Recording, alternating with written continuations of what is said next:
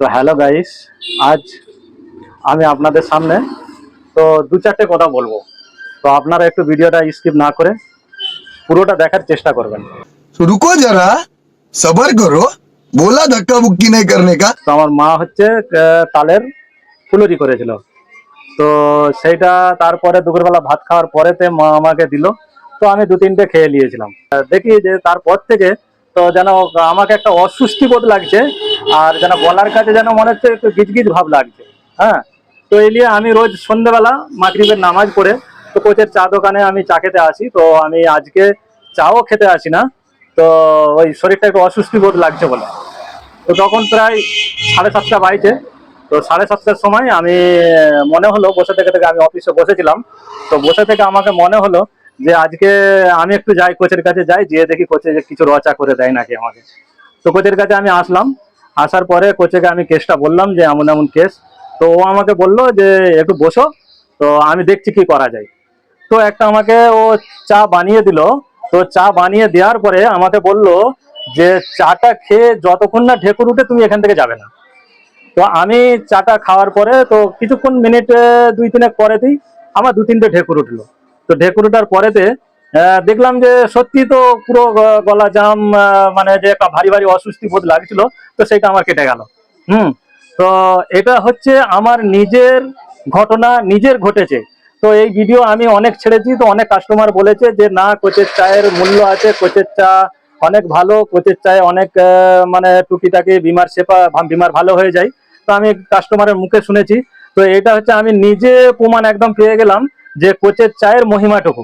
হ্যাঁ, তো এর জন্য আমি খুশি হয়ে তো কিছু ওই ওই আপনার হচ্ছে ওই চাটা করতে হয়, তো কোচের খরচা পড়ে যে 7 টাকা 8 টাকা হবে।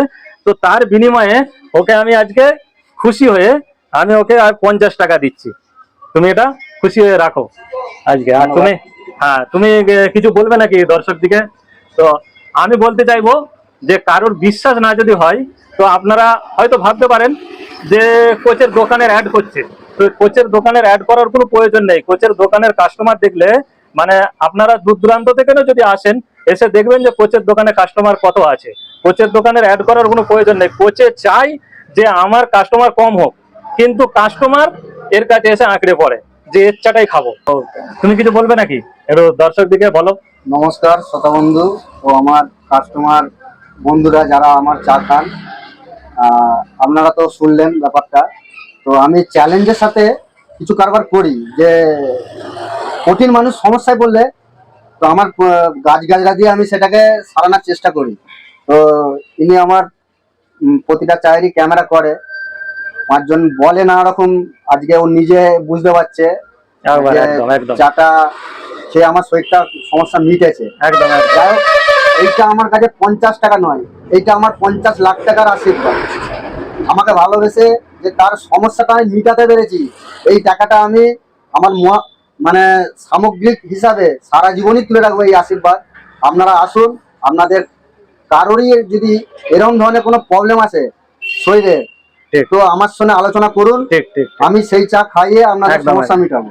এই বলে আমি একদম নিঃসন্দেহে আসতে পারেন, এসে দেখতে পারেন। তো কোচের দোকানে আমি প্রথমেই বললাম যে কোচের কাস্টমারের অভাব নাই, কোচের কাস্টমারের অভাব নাই। শুধু আমি ভিডিওগুলো করতে চাই ওর কাছে জোর জবরদস্তি আমি ভিডিওগুলো করতে চাই যে তোমার যে চায়ের মহিমা, তো শুধু আমাদের এই তো গ্রামের মানে এই মহল্লার লোকেরা জানে যে কোচের চায়ের মহিমা। তো আমি চাই এই ভিডিওটা বানাতে চাই এই কারণেই যে যেন আরো যেন আশেপাশে গ্রামের দূর দূরান্ত মানুষ যেন জানুক যে কোচের চায়ের কি মহিমা। তো সকলে একটু ভিডিওটা শেয়ার করে দিও আর সকলকে দেখার সুযোগ করে দিও। অসংখ্য ধন্যবাদ।